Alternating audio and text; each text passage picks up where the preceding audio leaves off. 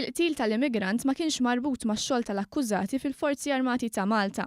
Xeddan fil-qorti l-ispettur Keith Arnaud meta bdiet tinstema' l-kumpilazzjoni tax-xhieda fil-konfront taż-żewġ soldati, Francesco Fenech ta' 21 sena u Lauren Scicluna ta' 22 sena, li nsabu mixlija bil-qtil tal-Hassan Sissé Sulejman ta' 42 sena mill-Kosta tal-Lavorju u b'attentat ta' qtil ta' żewġ persuni oħra. Scicluna ġie arrestat minn tiem ilu waqt l-interrogazzjoni kien hemm jassistih l-avukat Jason Azzopardi.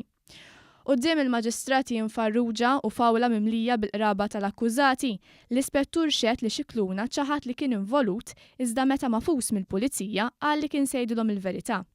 Scicluna ammetta li ma kellux grazzja mas-suwed u li ġieli kien aggressiv magħhom. Fit-tieni stqarrija tiegħu qal li kienu l-persuna li saq il-karozza f'ħalfar u miegħu kien hemm Francesco Fenech. Qal li Francesco sar jafu mill-armata meta għamlu r-reklutaġġ flimkien. Dakinhar fis-6 ta' April Francesco li fl-awla der emozzjonat kien qal lil Lauren sabiex imorru joqtlu qattus. X'in Scicluna saq lejn it-triq tal-ġebel f'ħalfar, Francesco kellu l-arma kkargata f'idejh u x'in għaddew minn quddiem Sissé li kien miexi spara żewġ tiri. Scicluna rrabja ma' Francesco għax m'emminx li kien se jispara fuq bniedem u Francesco qallu biex jaqtaħħa għax anki lilu jispara. Qal li ftit wara kien hemm żewġ immigranti oħra u Francesco spara fuqhom ukoll. Minn hemm huwa saq dritt lejn id-dar. Scicluna qal li sa dak il-ħin ma kienx jaf li qatlu persuna u sar jaf il-ħadd filgħodu mill-aħbarijiet. U ġielet ma' Francesco għax daħlu f'waħda u meta semmu lill-pulizija tfittex Toyota Starlet ftehmu li jwaħħlu l-mera u jagħmlu l-faxx bit-tejp tad-dawl. Lauren semma l-inċident tal-hit and run fil-bidu ta' frar meta miegħu wkoll kien hemm Francesco u semma wkoll inċident ieħor meta qabdu ma' immigrant li kienet isuq ir-rota u kissru ilu. Qal li fi frar kienu raw immigrant nieżel lejn Birżebbuġa. Dawn pruvaw ħarsu lejh u dan ma tax kasom. Qal li dawar il-karozza u fhem minnu waqt li Lauren kienet jinnavika mar-radju u talab lil Francesco jżomm l-steering. Francesco kiser l-steering u tajjar lill-immigrant u hemm inkiser il-windscreen u l-mera.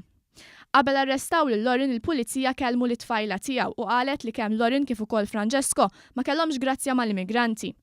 Qalet li dakinhar tal-inċident ma kienitx ma' Lauren għax kienet moħħ taċ-ċinema u huwa kien nieżel għandha aktar tard wara 11 ta' bil-lejl.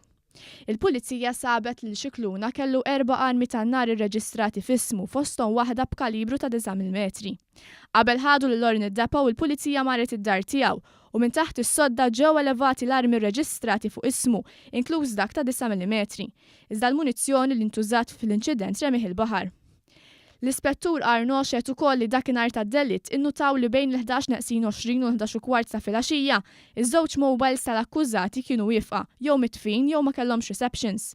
L-ispettur Arnaud qal li Lauren urjhom l-istess rotta li l-karozza deret li ħadet fuq il-filmati tas CCTV li għadda minna għad-dar meta mar id-dar huwa tella l-arma u mar ħdejn it-tfajla tiegħu. Is-seduta ġiet sospiża għat 28 ta' Mejju.